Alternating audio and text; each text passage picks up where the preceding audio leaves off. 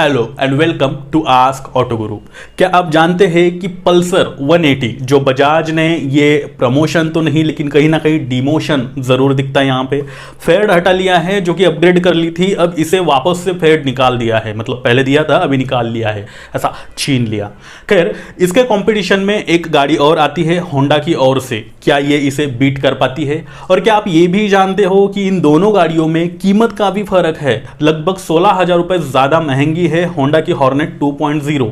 तो क्या ये वैल्यू फॉर मनी है? अगर आप इस वीडियो को देख रहे हो तो इन दोनों में से किस गाड़ी को परचेस करना आपके लिए कितना ज्यादा सेंसेबल साबित होगा ये आप जरूर जान पाओगे।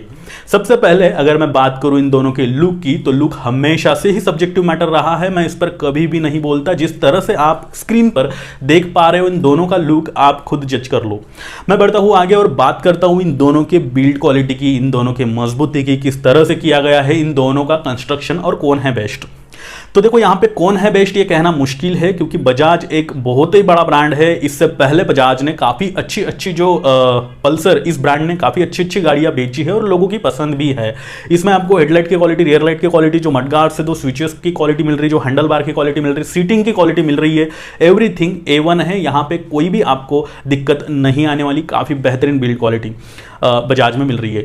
वही अगर मैं होंडा की बात करूं तो होंडा की हॉर्नेट 2.0 में भी कुछ इसी तरह का जो कहानी है वो देखने को मिलता है और काफ़ी अच्छी बिल्ड क्वालिटी इस गाड़ी में भी आपको देखने को मिल रही है, क्योंकि इसके मडगार्ड्स जो आपको लगा करके मिल रहे हैं, काफ़ी प्रीमियम फिनिशिंग इस पर दे रखी है होंडा ने। इसी के साथ जो इसकी सीटिंग की क्वालिटी है, जो आयरन मटेरियल है और जो प्लास्टिक मटेरियल इस गाड़ी में मिल रहा है, बेहतरीन क्वालिटी का मिल रहा है। यहाँ पे जो पल्सर है उसका ओवरऑल कर्व वेट आपको 155 kg का मिलता है और वही मैक्स पावर 17 PS की ये जनरेट करता है। और वही जो हॉर्नेट 2.0 है वो 42 kg की गाड़ी मिलती है और उसका जो मैक्स पावर है 17.26 PS की जनरेट करता है, यानी 0.26 PS आपको पल्सर से ज्यादा पावर इस गाड़ी में मिल रही है। लेकिन जो कर्व वेट है वो कहीं ना कहीं पल्सर का ज्यादा है, जिसका प्रभाव आपको हाईवे पर दिखता है। अब अगर मैं कैलकुलेशन कर लूं पावर टू वेट रेशियो का, बॉडी टू वेट रेशियो का, तो यहां पे सबसे पहले पल्सर की अगर बात करूं तो जैसे आप देख पा रहे हो 17 डिवाइडेड बाय 156, यानी कि curve weight divided by power divided by curve weight into 1000, जो रेशो निकल करके आ रहा है पल्सर 180 का वो है 108.97 HP पर kg। बेहतरीन रेशो है ये। इनिशियल पिकअप नो डाउट काफी अच्छा इस गाड़ी में आपको मिलने वाला है। टेक्निकली कुछ यही कहानी यहां देखने को मिलती है। अब अगर वही हॉर्नेट की बात करूं तो यहां जैसे मैंने कहा 142 kg का ओवरऑल कर्व वेट मिल रहा है और इसको अगर मैं डिवाइड करूं इसके मिलने वाले 17.26 जो पावर है HP पावर से, तो यहां पे जो रेशो निकल करके आता है वो है 121.54। तो कॉमन सी बात है, दोनों ही गाड़ियों में काफ़ी अच्छे से ये मेंटेन रखा गया है, लेकिन कुछ हद तक ज़्यादा इनिशियल पिकअप, ये आंकड़ों की बात मैं कर रहा हूँ, एक्चुअल ग्राउंड रियलिटी कुछ और भी हो सकती है। तो यहाँ पे पल्सर का थोड़ा सा आपको शायद ज़्यादा अच्छा पिकअप देखने को मिले फर्स्ट गियर में जब आप गाड़ी उठाते हो तो वो। खैर इतना ज़्यादा फर्क नहीं है और ये पॉइंट कोई बड़ा डील ब्रेकर भी नहीं है। तो यहाँ पे आप ये समझ लो कि दोनों ही गाड़ियों की कंपनियों ने, इनके इंजीनियर्स ने काफ़ी अच्छे से टेक्निकली इसमें खेला हुआ है। वहीं अगर यहाँ पे व्हील बेस और ओवरऑल लेंथ की बात कर ली जाए तो पल्सर का जो व्हील बेस है वो 1350 mm का मिल रहा है और वही उसकी ओवरऑल लेंथ आपको 2035 mm की मिल रही है। वही हॉर्नेट की 1355 mm का मिल रहा है, यानी कि 5 mm आपसे जो पल्सर है उससे ज़्यादा है और 2047 mm की लेंथ मिल रही है। यहाँ पर भी कुछ हद तक थोड़ी सी लेंथ ज़्यादा है। तो जो व्हील बेस होता है यानी कि ये दो टायर्स के बीच का डिस्टेंस है, अब ये जितना कम होता है उतनी ही आपकी गाड़ी सिटी राइडिंग में चलाने के लिए इजी हो जाती है, क्योंकि उसका टर्निंग रेडियस कम हो जाता है। अब अगर ऐसा है तो कम जगह में घुमाने के लिए काफ़ी इजी हो जाती है। तो सिटी राइडिंग में थोड़ी सी अच्छी आपको जो परफॉर्मेंस है वो प्रोवाइड करेगी पल्सर मुकाबले हॉर्नेट के।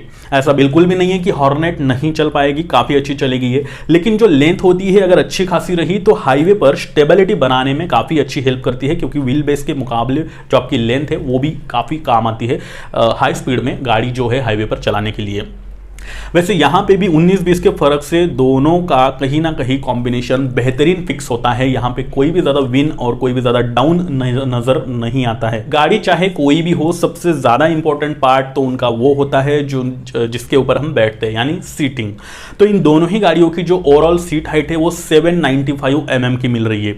दोनों ही गाड़ियों पर अगर आपकी हाइट 5.5 फीट है तब भी आप इन दोनों ही गाड़ियों को आराम से चला सकते हो। उससे थोड़ी कम है तो भी आप चला सकते हो, लेकिन 4.5 फीट या फिर 5 फीट है तो मुश्किलें आपको आ सकती है जो कि आप नहीं चला पाओगे।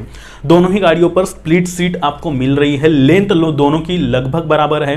राइडर के लिए दोनों ही गाड़ियों पर जो सीटिंग पोजीशन मिल रही है वो ज्यादा कंफर्टेबल तो नहीं है, थोड़ी सी झुकी हुई है, लेकिन स्पोर्ट्स सेगमेंट की गाड़ियों में जिस तरह से होनी चाहिए बिल्कुल वैसी ही यहां पे प्रोवाइड की जा रही है। 100-150-200 किलोमीटर तक आपको नो प्रॉब्लम आप चले जाओगे, लेकिन थोड़ा सा अगर उससे ज्यादा आप वन टाइम चलाना चाहो तो शायद आपके कंधों में जो है दर्द आने लग सकता है। दैट इज प्रेडिक्शन ओनली, ये चलाने के बाद ही पता चलेगा।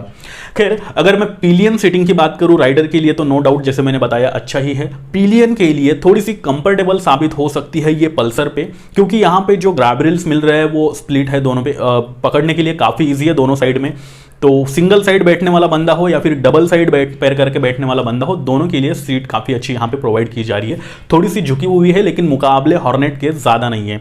हॉर्नेट पे क्या होता है कि ये थोड़ी सी झुकी हुई, जैसे कि आप इमेजेस में क्लियर देख ही पा रहे हो, तो ये थोड़ी सी झुकी हुई नजर आ रही है। तो यहाँ पे सिंगल साइड बैठने वाला अगर कोई बंदा है, घर में लेडीज होती है, मम्मी है, दादी है, एजेड पर्सन भी होते हैं, वो दोनों साइड पैर करके नहीं बैठ पाते, सिंगल साइड पैर करके यहाँ पे थोड़ा सा कंफर्टेबल आपको पल्सर पर जो है साबित हो सकता है।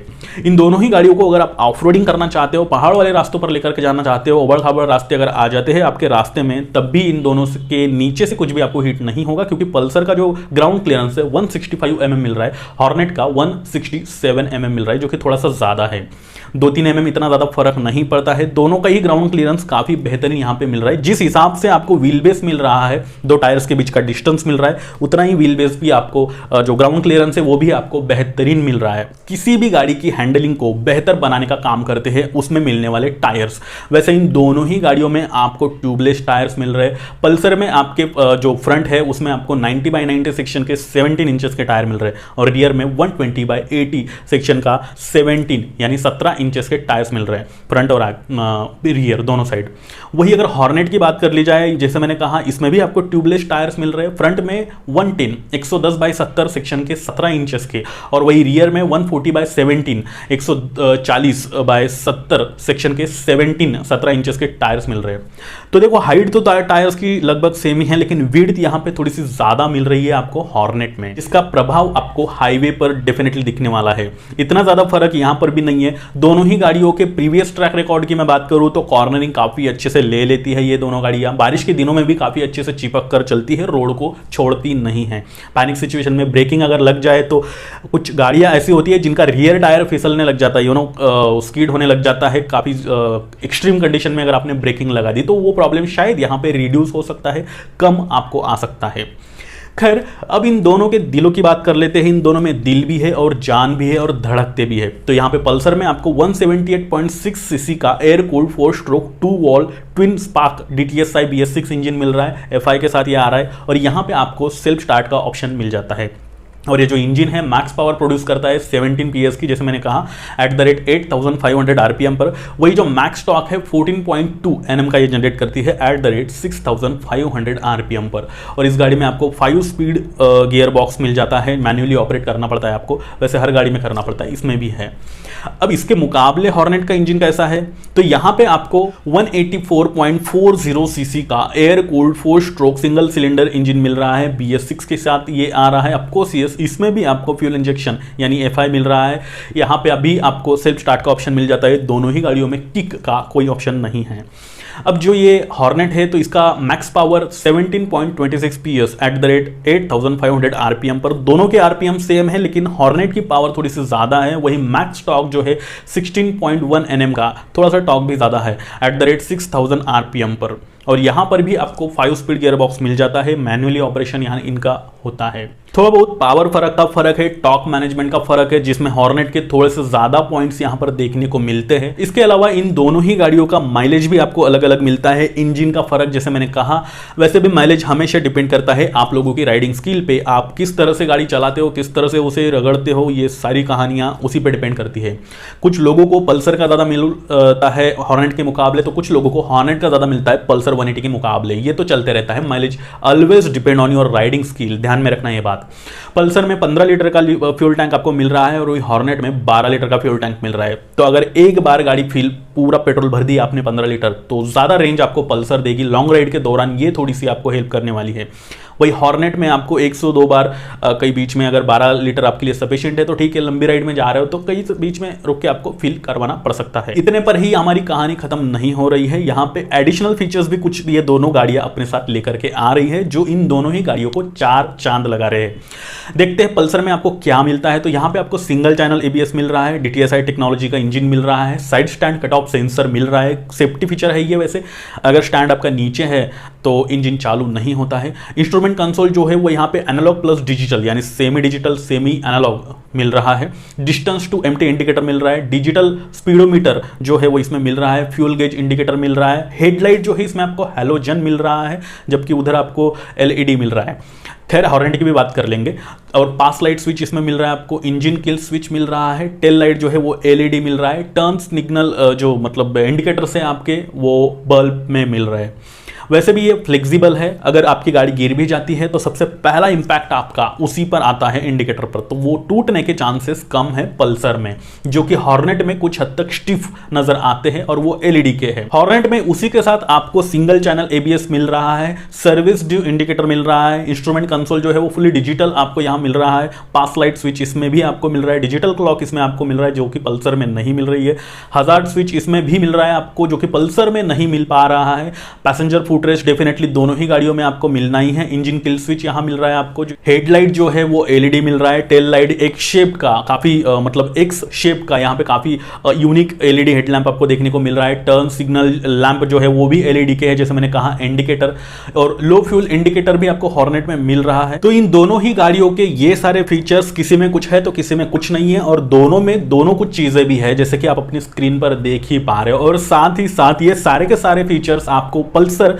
1,14,000 में दे रही है और हॉर्नेट 1,30,000 में दे रही है। 16,000 महंगी है पल्सर से हॉर्नेट। इसका रीजन यही है कि ये विदेशी गाड़ी है, बाहर की गाड़ी है, और कहीं ना कहीं इसमें जो फीचर्स आपको मिल रहे हैं उसके मुकाबले ये शायद कॉस्ट 16,000 रुपए ज्यादा है। वैसे भी मैं बता दूं आपकी जानकारी के लिए कि जो मैंने कॉस्ट आपको बताई है वो दिल्ली एक शोरूम प्राइस रेंज के हिसाब से है। आप आपके नजदीकी शोरूम पर जाकर ऑन रोड प्राइस पूछो सीधा, एक शोरूम प्राइस तो हर कोई बता देता है और नेट पे भी गूगल पे भी आपको मिल जाएगी। तो आप जिस सिटी में रहते हो उस सिटी में जाकर के आपके नियरेस्ट शोरूम पे अगर आप इन दोनों में इंटरेस्टेड हो तो आप पूछ सकते हो कि ऑन रोड प्राइस कितनी है इन दोनों ही गाड़ियों की। यहां तक तो सारी कहानी ठीक है। मेन मुद्दे का पॉइंट आता है सर्विस नेटवर्क और स्पेयर पार्ट अवेलेबिलिटी। यहाँ पे कौन सी गाड़ी के स्पेयर पार्ट आपको फ्रीक्वेंटली मिलना शुरू हो जाते हैं और किस गाड़ी को जो है घूमना पड़ेगा। कोई ऐसा स्पेयर पार्ट जो कि मिल ही नहीं रहा है तो गाड़ी लेकर के फायदा ही नहीं है। तो देखो यहाँ पे मैं आपको एक चीज बता दूं, सबसे पहले अगर मैं बजाज की बात करूं तो बजाज ये जाना माना ब्रांड है और उसी में पल्सर बेहतरीन ब्रांड है।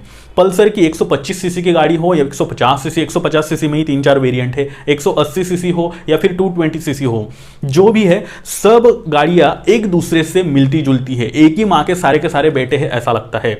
और अगर ये मिलते जुलते हैं तो कुछ हद तक एक दूसरे का स्पेयर पार्ट एक दूसरे के एकदम एक्सट्रीम कंडीशन पे यानी इन मूवमेंट पे जहां आपको स्पेयर पार्ट ही अवेलेबल ना हो रहा, स्पेयर पार्ट ही अवेलेबल नहीं हो रहा है, तो वहां पे आप 150 सीसी का या फिर 125 सीसी का कोई स्पेयर पार्ट 180 सीसी में भी बिठा सकते हो, जो कि ये कुछ टाइम के लिए आपका काम चला देगा।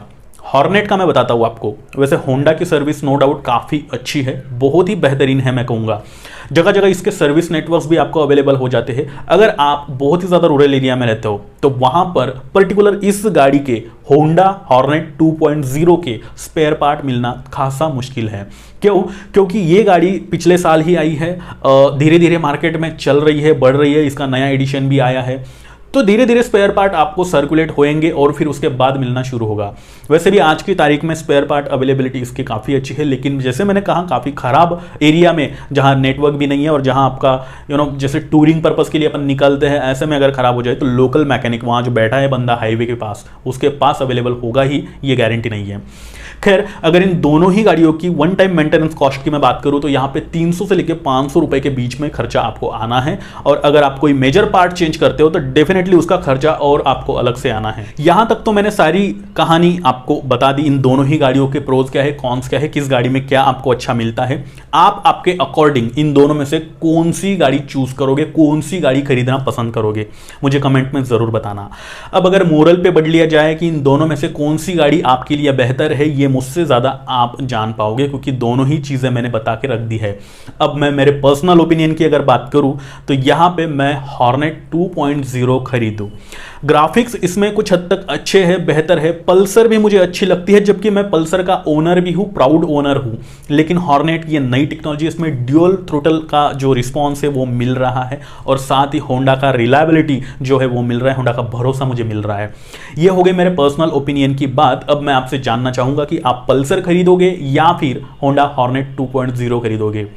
अगर इसी तरह के प्रैक्टिकल एनालिसिस, प्रैक्टिकल रिव्यूज आपको पसंद आते हैं तो इस चैनल को सब्सक्राइब करना ना भूले। साथ ही अगर आप चाहते हो कि आपके कार और बाइक से रिलेटेड सभी सवालों के जवाब आपको एक ही चैनल पर अवेलेबल हो जाए तो भी आप इस चैनल को सब्सक्राइब कर ले। इस वीडियो को लाइक जरूर कर देना, और अगर आपने अभी भी मुझे इंस्टा, ट्विटर, फेसबुक पर फॉलो नहीं कर रखा है तो उनकी भी लिंक मैंने नीचे डिस्क्रिप्शन में दे रखी है, वहां पर जाकर आप मुझे फॉलो करके आपकी दुविधाएं पूछ सकते हो। अब मैं चेतन पाटिल लेता हूं आपसे विदा, और फिर से मिलता हूं ऐसे ही किसी न इंटरेस्टिंग वीडियो के साथ। तब तक के लिए नमस्कार।